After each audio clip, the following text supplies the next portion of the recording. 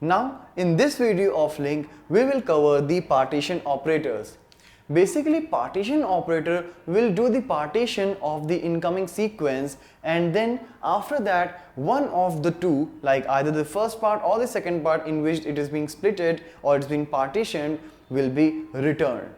So here we will be having the operators like skip, skip while, take and take while, where the skip one will return you the second half of this partition and the take will give you the first part of the partition.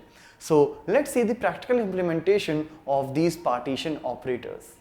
So in this example of partition operator, I am using the employee list, as we have already created a class employee with the 4 properties like ID, name, salary and department ID. Here in the list I am just using the object initializer for the list as well as for the individual element of the list, and this is how we created the 8 elements. And here in the page load we are just making a simple query using the partition operators. As here, first of all, in the EMP list I call this get employee method, which will give me these 8 records, and now from this list I can start retrieving the data using the partition operators. So as here you can see I have applied both. Okay, let's start one by one. If I'll say take, and then in the parameter I will pass 2. So what it will do, it will take the first 2 elements from the list, that is Anil and Mohit. So when I'll execute this, what it will do, it will just take the 2 first element. You can compare this with the top operator of SQL Server. Similarly, if I'll say skip 2, means the first 2 will be skipped, and then remaining all the 6 records starting from 103 will be here in the output. Now let's use both the operators all together. Like what I have done is skip 2 means I will skip first 2 elements and then I will take only 3 rather than all the records. So skip 2, take 3, and as a result I will get the 103, 4 and 5. Alright, means I have skipped the first 2 and then after I have taken the 3 records.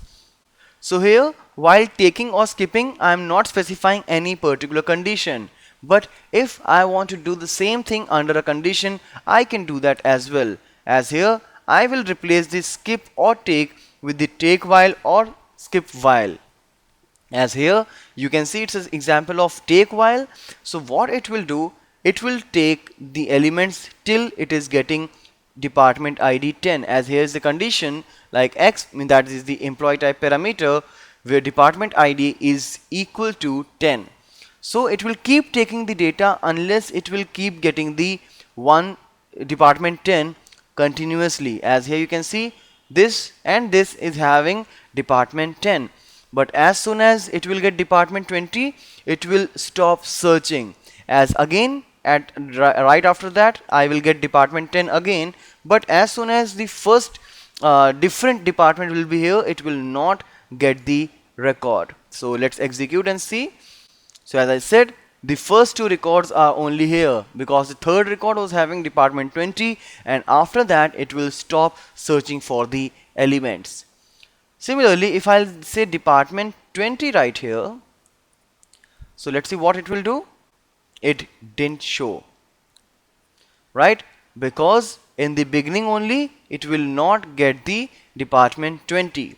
Alright, so this is what this take while will do. Similarly, if I'll replace this take while with this skip while, so what it will say is it will skip all the records with department 10. Alright, so it will skip these 2 and then after all the records will be here in the output. As the take while was stop reading the element after it will get anything apart from department 10. Similarly, skip while do the same. Continuously first 2 records were of department 10, so it was ignoring that, it was skipping that, but as soon as it will get any other department it will stop checking. That's why this department 10 is still here in the output. So whenever you want to do the partition like these things, or similarly you can also use this particular operators for making the paging concept in the UI. So this is about the partition operator.